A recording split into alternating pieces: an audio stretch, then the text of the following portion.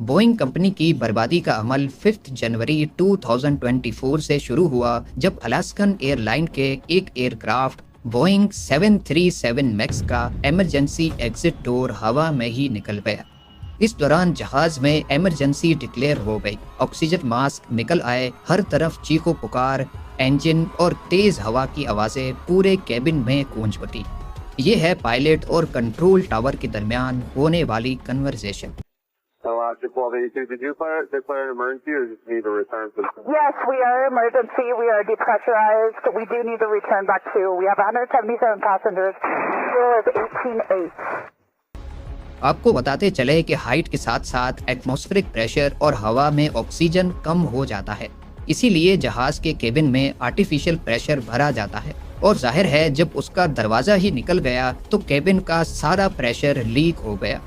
Alaskan airline की flight 1282 में इस वक्त 171 पैसेंजर्स और 6 क्रू मेंबर्स मौजूद थे। खुशकिस्मती से जहाज को तो वापस पोर्टलैंड इंटरनेशनल एयरपोर्ट पे लैंड करवा दिया गया और आसमान से गिरने वाले दरवाजे ने भी जमीन पर किसी को नुकसान नहीं पहुंचाया, लेकिन ये हादसा न्यूज़ मीडिया की हेडलाइंस बन गया। सबका एक ही सवाल था कि बोइंग जैसी इतनी बड़ी और रेप्यूटेड कंपनी के जहाज का दरवाजा ऐसे कैसे निकल सकता है, और खास तौर पर जब जहाज सिर्फ 2 महीने पुराना हो। इन्वेस्टिगेशन हुई तो मालूम पड़ा कि इमरजेंसी एग्जिट डोर को एक तो री इंस्टॉल किया गया था और दूसरा ये कि जहाज की डिलीवरी से पहले उसमें 3 नट बोल्ट्स नहीं लगाए गए थे। इस इन्वेस्टिगेशन रिपोर्ट ने पूरी एयरलाइन इंडस्ट्री में तहलका मचा दिया। क्या ये बोइंग की लापरवाही का नतीजा है? बोइंग ने खुद को एक इंजीनियरिंग फर्म से बिजनेस मॉडल में कैसे और क्यों बदला? और 2018-19 में बोइंग 737 मैक्स में एक छोटा सा सॉफ्टवेयर ग्लिच 2 भयानक एयर क्रैशेस की वजह कैसे बना? एयर ट्रेवल करने वाले ज्यादातर ट्रेवलर्स इस बिना पर जहाज में सफर करते हैं क्योंकि उनका भरोसा होता है एयरलाइंस पर और जहाज बनाने वाली कंपनी पर अलास्कन एयरलाइन के साथ होने वाले इस हादसे ने बोइंग कंपनी का ये भरोसा, ये ट्रस्ट तोड़ दिया है। सिर्फ यही एक हादसा नहीं था जिसने बोइंग कंपनी का ट्रस्ट तोड़ा। 29 अक्टूबर 2018 को इंडोनेशिया की लायन एयर फ्लाइट 610 सुकर्नो हत्ता इंटरनेशनल एयरपोर्ट से टेक ऑफ हुई। ये बोइंग कंपनी का 737 मैक्स एयरक्राफ्ट था। अभी टेक ऑफ किए इनको 13 ही मिनट गुजरे थे कि प्लेन कुछ अजीब सा बिहेव करने लगा। पहले इसकी नोज डाउन होती है, फिर दोबारा से जहाज ऊपर की तरफ जाता है और फिर फाइनली नोज दोबारा से डाउन होती है और जहाज जावा सी में जाकर क्रैश हो जाता है। इसमें टोटल 189 लोग थे जिनमें से एक भी नहीं बच पाया। इस हादसे को अभी 5 महीने ही गुजरे थे कि इसी किस्म का एक और हादसा दुनिया ने देखा। इथियोपियन एयरलाइंस फ्लाइट 302 10 मार्च 2019 को बोल इंटरनेशनल एयरपोर्ट इथियोपिया से कीनिया की तरफ उड़ान भरती है। सिर्फ 6 मिनटों के बाद प्लेन आउट ऑफ कंट्रोल हो गया और करीबी गांव में जाकर क्रैश हो गया। इस हादसे में 157 लोग दुनिया से चले गए। ये कोई इत्तेफाक नहीं था कि ये एयरक्राफ्ट भी बोइंग कंपनी का 737 मैक्स था। सेम जहाज का मॉडल और 5 महीनों में दूसरा क्रैश। टोटल 344 कीमती जानें जाया हो गईं। इन्वेस्टिगेशन में मालूम पड़ा कि दोनों एयरक्राफ्ट्स का क्रैश होने से पहले बिहेवियर काफी अजीब और मिलता जुलता था। इन्वेस्टिगेशन टीम ने बोइंग 737 मैक्स में एक ऐसा फ्लॉ ढूंढ निकाला जिसकी वजह से ये दोनों प्लेन क्रैश हुए थे। ये फ्लॉ क्या था, ये जानने से पहले हम ये जानते हैं कि बोइंग इस लापरवाह रवैये तक पहुंच कैसे गई। बोइंग कंपनी पहले सिर्फ एक इंजीनियरिंग कंपनी हुआ करती थी। 1916 में विलियम ई बोइंग ने कंपनी की बुनियाद डाली, जो पहले सिर्फ रॉकेट्स, सैटेलाइट्स और एयरप्लेन्स की डिजाइनिंग और मैन्युफैक्चरिंग करते थे। 1969 में बोइंग ने अपना मशहूर जमाना बोइंग 747 लॉन्च किया, जिसको क्वीन ऑफ द स्काईज का लक़ब दिया गया था। जहाज का ये मॉडल हवाई सफर में एक नया इनकलाब लेकर आया। उस वक्त ये कहा जाता था कि if it's not Boeing I am not going, यानी बोइंग पर लोगों को इतना भरोसा था कि इस जहाज के अलावा लोग किसी और में सफर ही नहीं करते थे। तो आखिर ऐसा क्या हुआ कि बोइंग का ये ट्रस्ट लेवल इस हद तक गिर चुका है? ये 2020 जहाज के साथ हुए हादसात की एक लिस्ट है। इसमें साफ साफ देखा जा सकता है कि सिर्फ 2024 जनवरी में ही बोइंग के 5 जहाज छोटे बड़े हादसात की लपेट में आए हैं। इंडस्ट्री एक्सपर्ट्स का मानना है कि बोइंग की बर्बादी का अमल 1997 में शुरू हुआ था। 1990s में जब अमेरिका और सोवियत की कोल्ड वॉर खत्म हुई तो उस वक्त बोइंग की इनकम पर भी काफी फर्क पड़ा, क्योंकि बोइंग एक इंजीनियरिंग फर्म थी जो अमेरिकन मिलिट्री के साथ कॉन्ट्रैक्ट पे काम करती थी, और जाहिर है कोल्ड वॉर के खत्म होने के बाद ये कॉन्ट्रैक्ट भी खत्म कर दिया गया। इस डर से कि इनकी इनकम पर फर्क ना पड़े, इन्होंने अपने competitor aircraft manufacturing company McDonnell Douglas को $14 बिलियन यानी आज के करीब 1150 अरब रुपयों में खरीद कर खुद को एयरलाइन इंडस्ट्री का अकेला बेताज बादशाह डिक्लेयर कर दिया। एविएशन इंडस्ट्री के इस सबसे बड़े मर्जर के बाद बोइंग ने अपने आप को इंजीनियरिंग फर्म से एक बिजनेस मॉडल में बदल दिया। जिनका काम था परफेक्ट जहाज बनाना, वो अब स्टॉक मार्केट में आकर अपने शेयर होल्डर्स के प्रॉफिट और लॉस को देखने में लग गए। बोइंग अपने कंपटीटर मैकडॉनल्ड डगलस को खरीदकर पूरी एविएशन इंडस्ट्री पर अकेला राज तो करने लगा, लेकिन ये आजादी ज्यादा वक्त ना चल सकी। 2003 में बोइंग को टक्कर देने के लिए यूरोपियन एयरलाइन मैन्युफैक्चरर एयरबस मैदान में आ गया।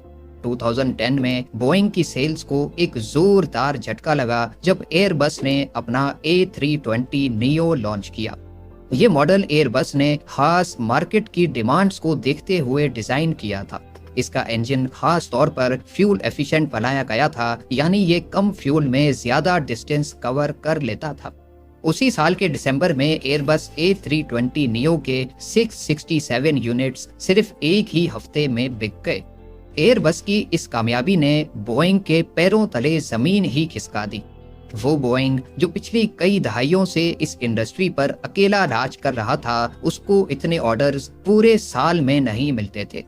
अगले साल यानी 2011 में बोइंग ने एक नया जहाज 737 मैक्स के नाम से लॉन्च कर दिया। ये एयरबस A320 नियो की टक्कर में लॉन्च किया गया था।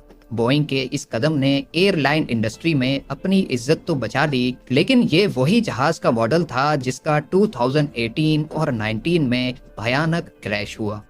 असल में हड़बड़ाहट में आकर एयरबस से मार्केट शेयर वापस लेने के चक्कर में बोइंग यहाँ एक बहुत बड़ी गलती कर बैठा।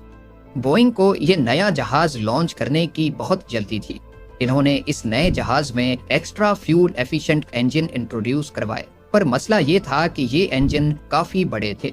होना तो ये चाहिए था कि इस नए इंजन के लिए जहाज की पूरी डिजाइनिंग दोबारा से होती, लेकिन बोइंग ने ऐसा नहीं किया। जल्दी जल्दी के चक्कर में उन्होंने ये नया और बड़ा इंजन सालों पुराने एयरक्राफ्ट में ही लगा दिया, जिससे इंजन का वजन प्लेन के अगले पोर्शन में ज्यादा हो गया। यानी इस नए इंजन ने एयरक्राफ्ट की एरोडायनेमिक्स बदल दी। सेंटर ऑफ ग्रेविटी चेंज होने की वजह से फ्लाइट के दौरान कुछ कंडीशंस में बोइंग 737 मैक्स की नोज ऊपर हो जाती थी। इस चीज को फिक्स करने के लिए बोइंग ने एक नया सॉफ्टवेयर बनाया, मैन्यूवरिंग कैरेक्टरिस्टिक्स ऑगमेंटेशन सिस्टम या फिर MCAS। आसान लफ्जों में समझा जाए तो ये सॉफ्टवेयर एक सेंसर की मदद से मालूम करता कि प्लेन का एंगल ऑफ अटैक क्या है, यानी उसकी नोज ऊपर है या नीचे। इस सेंसर को एंगल ऑफ अटैक सेंसर कहते हैं। अगर नोज जरूरत से ज्यादा ऊपर होती है तो ये सॉफ्टवेयर ऑटोमेटिकली एलिवेटर्स को डाउन करके जहाज की नोज को खुद ब खुद बिना पायलट के इनपुट के नीचे कर देता है। ये एक नया सिस्टम था जो इससे पहले मॉडल्स में इंट्रोड्यूस नहीं करवाया गया था। होता यूं है कि जब भी कमर्शियल एयरप्लेन्स में कोई नया सिस्टम इंट्रोड्यूस करवाया जाए तो उसके लिए पहले अप्रूवल्स लेने पड़ते हैं, टेस्टिंग होती है और पायलट्स को ट्रेनिंग दी जाती है। इस ट्रेनिंग में वक्त और पैसा दोनों बहुत ज्यादा लगते हैं, पर क्योंकि उनको बहुत जल्दी थी तो उन्होंने MCAS के बारे में ना ही एयरलाइंस को कुछ बताया, ना ही पायलट्स को, और ना ही फेडरल एविएशन एडमिनिस्ट्रेशन को, जो कि एक रेगुलेटरी बॉडी है।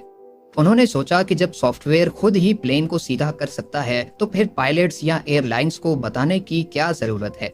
ये वो पॉइंट था जहां चीजें बिगड़ना शुरू हो गईं। जैसा कि आपने पहले जाना कि MCAS सिर्फ एक सेंसर पे डिपेंड करता है, एंगल ऑफ अटैक सेंसर।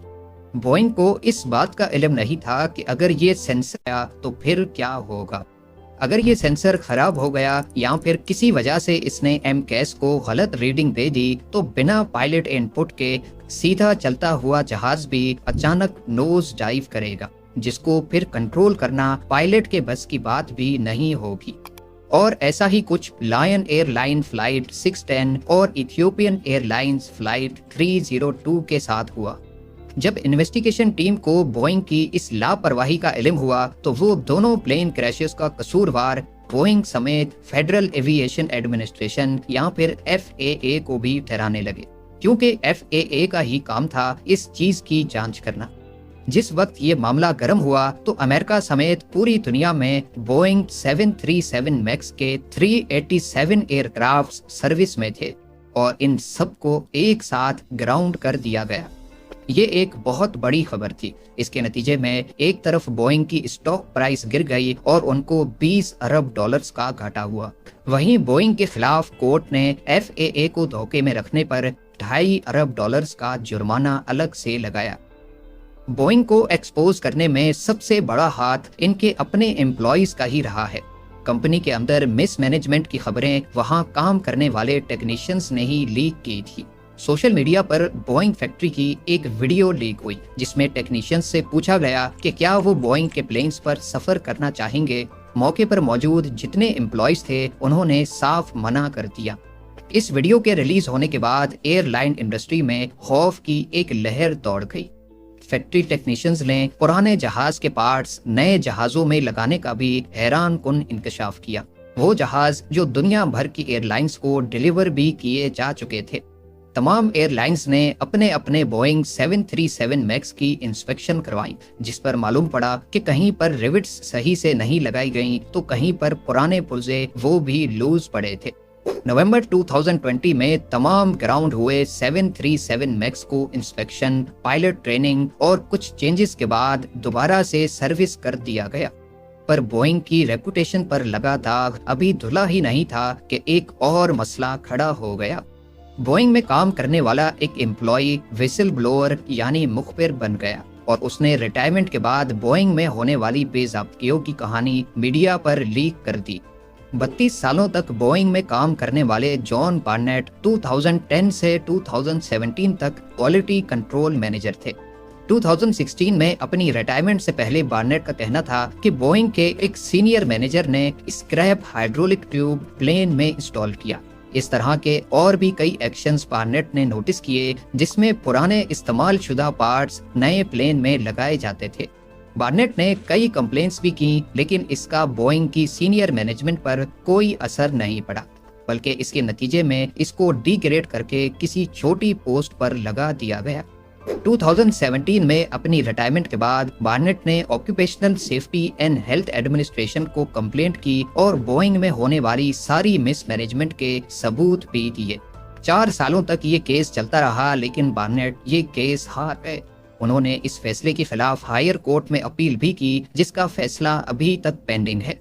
इसके अलावा 2024 में जब अलास्कन एयरलाइन की बोइंग 737 मैक्स का दरवाजा हवा में ही निकल गया तो उसके बाद बार्नेट ने बोइंग कंपनी पर एक और लॉ सूट कर दिया।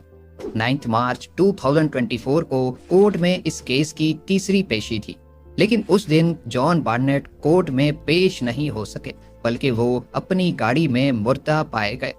जी हाँ, अपनी मौत से पहले उन्होंने अपने रिश्तेदारों को बताया था कि अगर मेरी मौत हो जाए तो वो सुसाइड नहीं होगी।